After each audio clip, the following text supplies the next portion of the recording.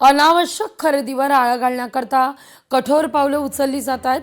खरेदी प्रस्तावांना प्रशासकीय मान्यता देण्यावर बंदी आहे। मुख्यमंत्री देवेंद्र फडणवीस यांनी कठोर पावलं उचलली आहेत। तिजोरीवरील ताणाच्या पार्श्वभूमीवर निर्णयाची शक्यता वर्तवली जाते। या सगळ्याविषयी अधिक माहिती घेऊया आपल्या प्रतिनिधी भाग्यश्री प्रधान आचार्य यांच्याकडून। भाग्यश्री, या ठिकाणी आता अतिरिक्त खर्चांना चाप बसणार आहे। विशेषतः अर्थ खातं हे मुख्यमंत्री सांभाळत असल्या कारणानं या ठिकाणी कठोर पावलं उचलण्यास सुरुवात येणारा राज्याचा अर्थसंकल्प पाहता।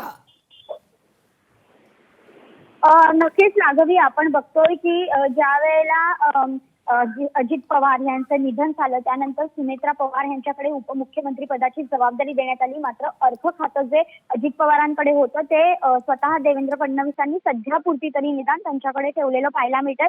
आता काहीच दिवसात राज्याचं केंद्राचं बजेट झालंय, काही दिवसात राज्याचं बजेट सादर करण्यात येईल। पण हे सगळं करत असताना सातत्याने त्या संदर्भातल्या मीटिंग ज्या आहेत त्या मुख्यमंत्र्यांच्या सुरू झालेल्या आहेत प्रत्येक प्रभागाबरोबर शासनाच्या। त्यामुळे आता ते जे एकंदरीत खर्च बघितले तर त्या खर्चामध्ये काही खर्च जे आहेत ते अनावश्यक असल्याचं निदर्शनास आलेलं आहे मुख्यमंत्र्यांच्या, आणि त्यामुळे त्यांनी नव्या निविदा काढण्यास अधिकाऱ्यांना बंदी घातलेली आहे आणि मनमानी खरेदीला देखील त्यांनी लगाम घातलेला पाहायला मिळतोय।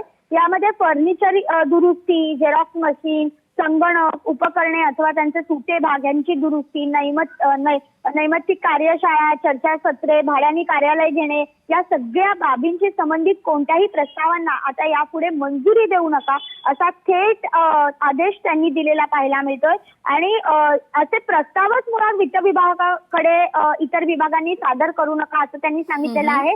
या सगळ्यामधनं फक्त औषधांना निर्बंधांतून वगळलेलं आहे, कारण औषधं खूप महत्वाची असतात। तो त्या विभागाला त्यांनी त्याच्यातनं वगळून टाकलेला आहे। लाडकी बहीण सारख्या योजनांमुळे आधी सरकारी तिजोरीवर ताण आहे आणि त्यात असे अनावश्यक खर्च वाढत गेले तर अजून आर्थिक अडचणींना सामोरं जावं लागू शकतं।